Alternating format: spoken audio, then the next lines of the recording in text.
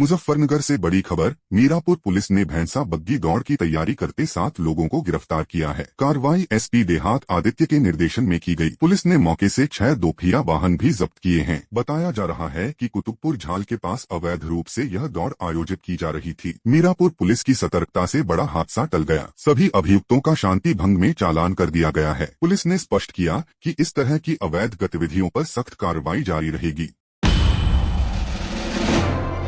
मुजफ्फरनगर से बड़ी खबर। पुलिस अधीक्षक नगर सत्यनारायण प्रजापत ने आज रिजर्व पुलिस लाइन में शुक्रवार परेड की सलामी ली। इस मौके पर पुलिसकर्मियों को अनुशासन और फिटनेस के महत्व पर विशेष रूप से जागरूक किया गया। सहायक पुलिस अधीक्षक सिद्धार्थ के मिश्रा के संचालन में हुई इस परेड के दौरान एसपी सिटी ने टोलीवार ड्रिल और शस्त्र संचालन का अभ्यास कराया। परेड के बाद उन्होंने बैरक, भोजनालय, पुलिस कैफे और डायल 112 वाहनों का निरीक्षण कर गुणवत्ता और साफ सफाई पर सख्त निर्देश दिए। मुजफ्फरनगर के ग्राम दूधली में चकबंदी प्रक्रिया को लेकर किसानों में भारी आक्रोश देखने को मिल रहा है। किसानों का आरोप है कि नक्शा 5 के वितरण में जमीन की कीमतें गलत लगाई गईं और अव्वल व मूर जमीन को समान दर पर तय कर दिया गया। इतना ही नहीं, एसीओ अजय कुमार पर आरोप है कि उन्होंने कुछ किसानों से पैसे लेकर हवाई चक बना दिए। ग्रामीणों का कहना है कि 80 से 90% किसान इस प्रक्रिया से पीड़ित हैं। अब किसानों ने जिलाधिकारी से मांग की है कि नक्शा 23 को रद्द कर पुनः चकबंदी प्रक्रिया शुरू की जाए ताकि न्यायपूर्ण बंटवारा हो सके। ये मामला गाँव दूधली से है। गाँव दूधली में चकबंदी चल रही है और नक्शा 23 जो है अभी बांटा गया है और वो नक्शा 23 इतना गलत है, उसमें ना तो जमीन की कीमत सही है, एक किसान के 4-4, 5-5, 6-6 चक बना दिए गए हैं और जो है कुछ लोगों के हवाई चक लगा दिए हैं। उन सभी समस्याओं को लेकर आज ये धरना यहाँ कलेक्ट्रेट में चला हुआ है और इसमें सबसे बड़ी समस्या है किसान दूधली का कम से कम 80% किसान आज परेशान है और वे सभी लोग यहाँ पे है और ये समस्या बहुत ज्यादा गहरी चल रही है। धरना जब तक कोई समाधान हमारा नहीं होगा, धरना तब तक चलेगा। ये जब चकबंदी स्टार्ट हुई जब से दिक्कत आ रही, बीच में 2 बार अधिकारी गांव में गए थे लेकिन कोई समाधान नहीं हुआ। समय लेके 10 दिन का वहां से आगे, लेकिन आज तक उसमें कोई समाधान नहीं हुआ। एक तक अधिकारी बीच में, ऐसा हम कह नहीं सकते, बात मीडिया के माध्यम से कुछ भ्रष्ट लोग इसमें आकर सारा मामला खराब कर रहे और गाँव में उगाई का सिस्टम जोड़ दिया है। बस अधिकारी ये बोलते हैं कि तो ये बहुत समस्या है। जहाँ अधिकारियों को भी ये कहना है किसान है सब सही कह रहे, अकेला आकर हमारे से मिले, वो अकेला पता नहीं क्यों बुलवा रहे, क्या कहना चाह रहे। यही तो समस्या होगी देश में। आज देश इतनी अच्छी तरीके से चल रहा, देश आजाद हो चुका, लेकिन आज भी अपनी कुछ मांगों के लिए किसान को धरने बैठना पड़े। पता नहीं क्यों ये अधिकारी लोग समझ नहीं पाते, ये सब कुछ हमें करने में मजबूर करे। मुजफ्फरनगर के मंसूरपुर थाना क्षेत्र के गांव पुरबालियान से हैरान करने वाला मामला सामने आया है, जहां एक किसान परिवार ने चकबंदी विवाद से परेशान होकर सामूहिक इच्छा मृत्यु की अनुमति मांगी है। परिवार का आरोप है कि चकबंदी अधिकारियों की मिलीभगत से उनकी पैतृक जमीन को बंजर भूमि से बदला जा रहा है। प्रार्थी का कहना है कि वर्षों से चल रही चकबंदी में प्रभावशाली लोग फायदा उठा रहे हैं, जबकि उनके परिवार की 36 बीघा उपजाऊ जमीन छीनने की साजिश रची जा रही है। परिवार ने जिलाधिकारी से अपनी जमीन पूर्व स्थान पर बहाल कराने या इच्छा मृत्यु की स्वीकृति देने की मांग की है। मेरा नाम सदाकत अली, पुरबालियान, थाना मंसूरपुर, मुजफ्फरनगर साहब के यहाँ हम धरने पर आए और उन्होंने हमें बुलाया। बुलाने के बाद हमारी समस्याएं सुनी और बहुत अच्छे से बताया कि आपका समाधान होगा। और हमने बताया कि हमारे घर पे भी पुलिस गई हुई है इस टाइम, तो उन्होंने कहा, मैंने कह दिया है एसपी साहब को, वो आपकी समस्या को हल करेंगे और अगर कोई बात होती है तो फिर आप हमें बताएं। डीएम साहब की बात से हम पूरे संतुष्ट हैं। अभी तक तो पूरा मामला ये है कि असल में ज़मीन का विवाद है हमारा, उसको दिवालियों पर ले जा रहे हैं। हमारे शहर में उन्होंने जंगले खोल दिए, उनको नहीं बंद कर रहे। जो हमारे थे वो सब छोटे मोटे वो सब बंद कर दिए, केबिल उतार दिए और जंगल में है कि ज़मीन पर कब्जा कर लिया। और अच्छी ज़मीन उनके पास है, ख़राब हमारे पास है। वो जो है, अब हम उन्हें क्या कहें, है तो वो हमारे परिवार के लोग, लेकिन परिवार का कहना भी हमें तो ये लफ्ज़ निकल भी नहीं रहा, क्या कहें।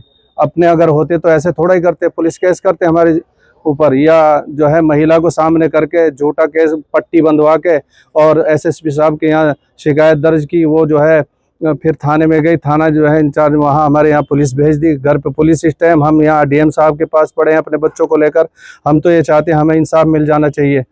और वो जो है घर पे ये चाहते हैं कि जो छोटे बच्चे रहते हैं उनके साथ में कभी किसी चीज़ में गाली गलौज, रात दिन छीटा कसी, उल्टी सीधी बातें और उल्टी सीधी हरकतें, और बुरे इल्ज़ाम लगाना बच्चों के ऊपर, इस तरीके से रात दिन का ये मामला है। एक दिन का नहीं, हमारा घर इधर है, घेर दूसरी साइड में, बीच में वो रहते हैं, आने जाने में मुस्तकिल हमें दिक्कत है।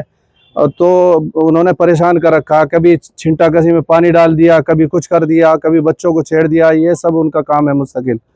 और परसों जो है हमारे ऊपर हमला किया उन्होंने जानलेवा 3 तारीख में, और यहाँ तक के मारने की धमकी दी कि तुम्हारे ऐसे कर देंगे, यूँ कर देंगे। अब जब हम तो चुपचाप बैठे रहे सिर्फ इस वजह से कि भाई चलो घर का मामला है, लेकिन इससे बढ़कर उन्होंने जो है आगे केस कर दिया। अब हम ये चाहते हैं इंसाफ मिले हमें, जमीन में भी और घर पे जो हमारी पुलिस है वो न जाए हम तो।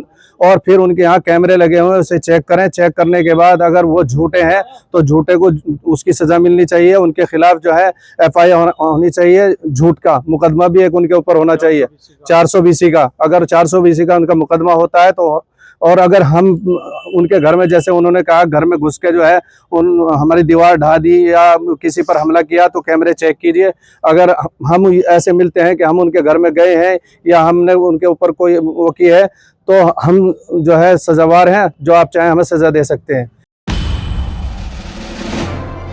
मुजफ्फरनगर से बड़ी खबर सामने आई है। बुढ़ाना तहसील के DAV डिग्री PG कॉलेज में फीस न जमा होने पर 3rd सेमेस्टर के छात्र उज्जवल राणा को कॉलेज से बाहर निकाल दिया गया। छात्र का आरोप है कि 7,000 रुपए फीस बकाया होने के कारण प्राचार्य और क्लर्क ने उसे ऑफिस से बाहर निकाल दिया और फॉर्म भी नहीं भरा। छात्र ने इस मामले में सोशल मीडिया पर वीडियो वायरल कर कॉलेज प्रशासन पर गंभीर आरोप लगाए हैं। छात्र का कहना है कि कई अन्य छात्रों को भी अगले सेमेस्टर में बैठने से रोका जा रहा है। मेरा नाम उज्जवल राणा, बुढ़ाना मुजफ्फरनगर उत्तर प्रदेश का रहने वाला हूँ। DAV PG कॉलेज में मैं 3rd सेमेस्टर का स्टूडेंट। मैं अपना एग्जाम फॉर्म जमा करने के लिए कॉलेज में आया था, पर जब मैंने कॉलेज प्रशासन को अपना एग्जाम फॉर्म सौंपा तो उन्होंने मेरा एग्जाम फॉर्म लेने से मना कर दिया क्योंकि मेरी फीस बकाया थी।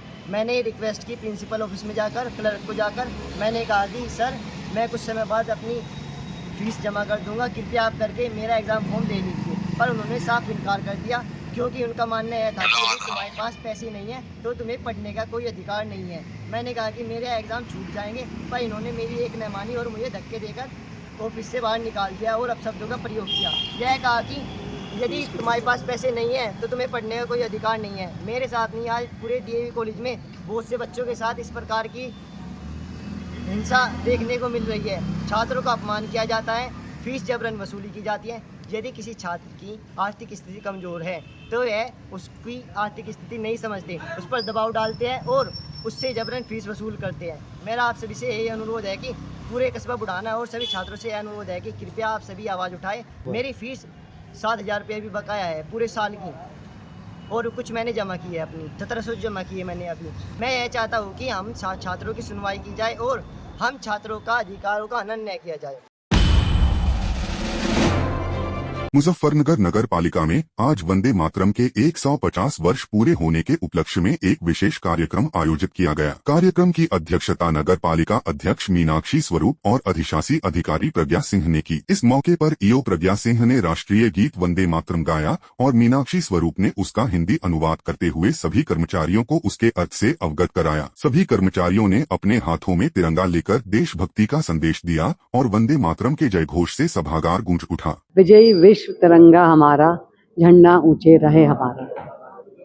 आज वंदे मातरम को 150 वर्ष पूरा होने जा रहे हैं, तो हमने अपने नगर पालिका में अपने सारे अधिकारी कर्मचारियों को बुलाकर एक राष्ट्रगीत का आह्वान किया, जिससे कि सब में, पूरे हमारे शहर में, पूरे देश में ये मैसेज जाए कि राष्ट्र एकता और राष्ट्र हित के लिए ये बनाया गया है गीत, और हम सबको कैसे राष्ट्र हित के लिए आगे बढ़ना है, आगे जुड़ना है हमें, और कैसे काम करने हैं। हिंदी अनुवाद इसलिए किया गया है कि बहुत लोगों को नहीं इसका मतलब पता है, तो जो एक एक वर्ड का मतलब समझ में आया वो मुझे भी बहुत अच्छा लगा, क्योंकि हम वंदे मातरम हमेशा गाते हैं, मतलब हमें हमेशा से पता था, लेकिन एक एक वर्ड जो हमने आज समझा है वो बहुत अच्छा लगा। और मुझे लगता है कि सभी को अच्छा लगा होगा और सबको अच्छे से मतलब समझ आता है, क्योंकि हमारे इसमें किसानों का भी जिक्र है, हमारे नई पीढ़ियों का भी जिक्र, नई पीढ़ियों तक ये पहुँचे। हम जैसे हमने कहा कि गीत गाने के बाद कि हम ये आगे इसलिए भी गाते हैं कि पीढ़ी भी हमारे इस राष्ट्रगीत को समझे, और हमारे खेतों का, हमारे हर चीज़ का, इसमें जो हमारे छोटी छोटी चीज़ें हैं उसका महत्व दिखाया गया है।